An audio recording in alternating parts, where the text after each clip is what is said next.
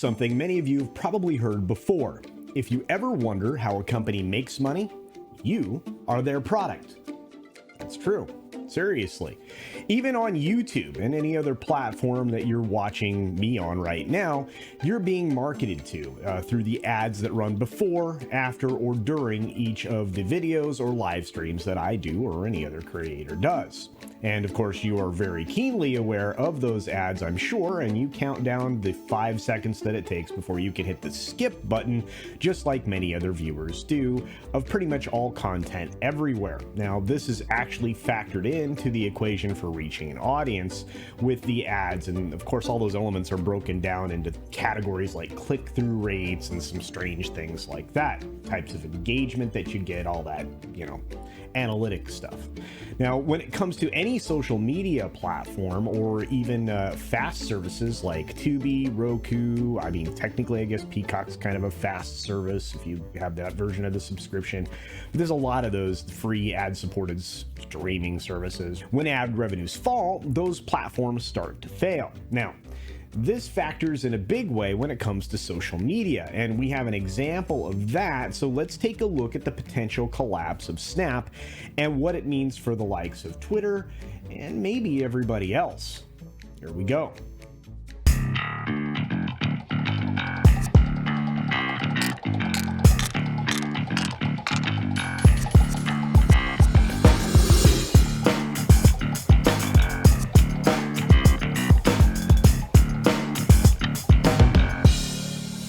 Since ads make the world of streaming and pretty much nearly everything else in entertainment kind of, run nowadays, when there is a small hiccup or even a large hiccup, it usually throws the whole system into a self-destructive existential crisis. They flip out. And for good reason. I mean, there are a ton of outside pressures that govern ad spend on any given platform, and a cratering economy is not going to make the cause for concern any less. I mean, we definitely are in a strange financial position, and we'll get into that more as we go along. But the good news is for content providers is that beginning very soon, we'll have the political season. This once every 18-month cycle artificially lifts revenues for about 2 quarters at the expense, of course, of the truth and the American taxpayer, but we'll set that aside. So a small influx as far as that's concerned is going to be a welcome addition to social media and streaming media alike, and again, kind of like a life preserver, albeit very temporary. You see, right now, amid recessionary market conditions and a few dollars spilling into the primary advertisers' pockets from consumers, social media entities are actually on the verge of some financial hardship, and some of them may potentially collapse. Much of the story that revolved around BuzzFeed was the fact that they just aren't getting the kinds of impressions, click-through, etc. And there's a reason I did that video. It's because it's a bellwether. Well, Snapchat on the social side is its own type of bellwether for its sector. See, the tea leaves right now are being read by some very noteworthy market analysts. In fact, there's several of them reflected here in today's article from The Hollywood Reporter. What Snap's revenue warning may mean for media companies and advertising. See, the Snap CEO dropped some mega truth bombs, right, that the broader markets took some significant notice of. The macroeconomic environment has deteriorated further and faster than anticipated. Boom. That's a CEO telling you that. And this is coming up right on top of the heels of some earlier guidance prior to their Q2 quarterly report, which indicated substantial slowdowns ahead of, ahead of everything, not just for them. I mean, they really aren't kidding. This is going to be a weird teeter-totter. But we have a major analyst in Wells Fargo's Stephen Cahill. He started in looking at what happened in the 2020 ad recession, noting that media buying is more agile and they make quicker moves than the actual creative side because most of those campaigns take a while to put together, plan, they have to get approved, etc. He went on further to kind of outline what happened back then and the ecosystems that would likely be hit first. So this included stuff like connected TVs, set-top services like Roku, like Pluto TV, Tubi, those types of, fast services and stuff like that.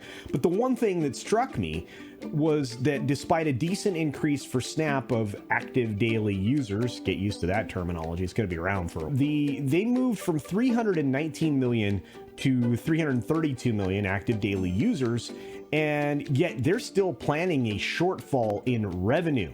And that's going to lead investors to expect a pretty substantial dip in EBITDA, which they seem to expect that they could break even on, possibly even make 50 million in the Q2. I don't know. That seems a little far-fetched based on some of the statements that are being made by, obviously, the CEO and these analysts.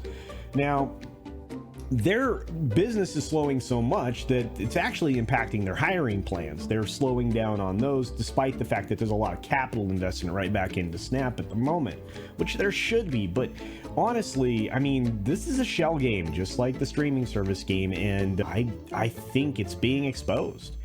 See, analyst Mark Mahaney over at Everscore ISI noted recently, Snap's warning suggests that in a month, the environment has aggressively deteriorated further. And I think that's a solid statement. We see no real reason to not take Snap's negative pre-release information at face value.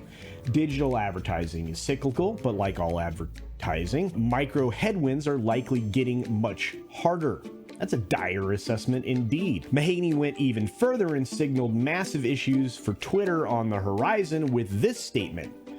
With this context, we believe the read-through is most negative for Twitter, which is 75% dependent on brand ad revenue and has a 15% exposure in Europe. Of course, they're referring to the global conflict when they're talking about that. But he's also pointing out that Facebook, at least their parent company Meta, and Google are also in a position where they have major cause for concern. Well, hey, I'm here on one of the platforms that I'm on, which is YouTube, which is part of Google. So, anyway, of course, the effects of all these statements has led to Snap, falling off a cliff. As far as, I was able to keep track, they fell off over 35% on Tuesday morning. That is not a good trading day. At least that's not the way you want to start. In fact, tech across the board kind of led major losses going in. And we talked about that on the 6-Minute Daily yesterday. In fact, that seems to be a regular occurrence now where tech is leading everything downward. That's not good. That's not good. Similar stocks in these tech sectors like Roku, Meta, Twitter, they also went for a slide.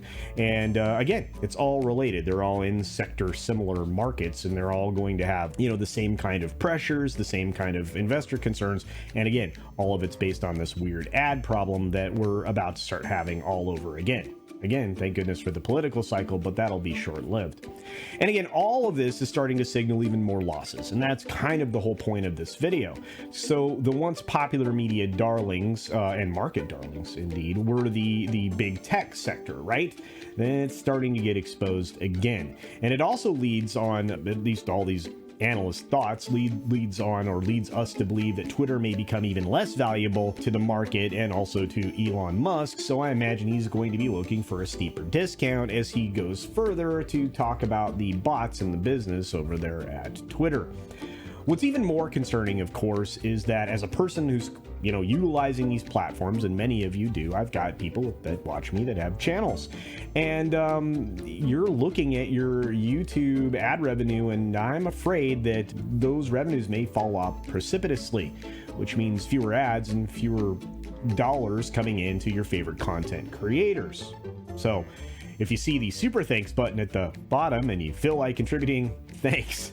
But anyway, so I don't know. I mean, maybe on my channel I should shift to a more politics-based channel during the election cycle. Maybe I'll get some ad revenues. I'm just kidding, of course. But the curious thing here is that there are going to be a lot of ad dollars that will not be being earned during a period of time when it should be a bonanza. Or maybe that's not curious at all. Maybe that's just an observation. But the question is, what do you think?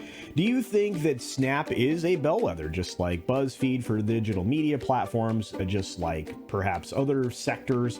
Do you think that Snap's kind of signaling to the broader markets that the cause for concern over ad revenue on these social platforms and their optimistic outlook was, it's coming to an end? I think it is. Do you feel like Snap is a solid investment down the road? I don't really know. I think we have a saturation of social media, and I think there's going to be some serious governance that may come into play, despite the fact that I don't want it, in the very near future. And I think that their self-governance is going to get in the way of their growth and the public's interest in general. But hey, that's just my speculation. What's yours? Feel free to use the comments section down below, and of course I will engage and interact with you as often as I can. I appreciate that. It also helps drive the algorithm as far as engagement and give us a little more exposure on the platform, which I desperately need. It seems I can get to 400 or 500 views on a video inside of an hour, and then it just stops. Well, let's stop that from happening. So please go out there, share my videos, but of course share other content creators' videos that you enjoy. Those folks really work hard to bring you as much information as they possibly can in their own way, and they are just not getting the kinds of rewards that they deserve. So support independent creators out there. I'll appreciate it, they'll appreciate it, and the more voices, the better. And with that, be sure to take care of yourself, take care of others, wash your hands, of course, because it's good hygiene. And until next time, bye.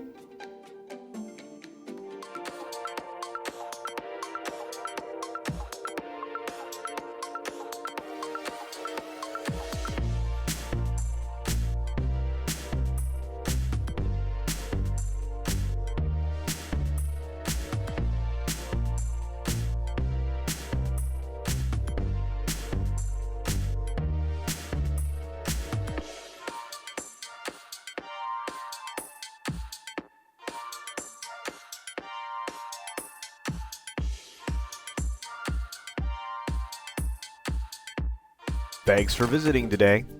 Be sure you're subscribed and hit that for alerts. Yay! Of course, like and share all of the videos that you can, as it helps with the algorithm. Have a great day.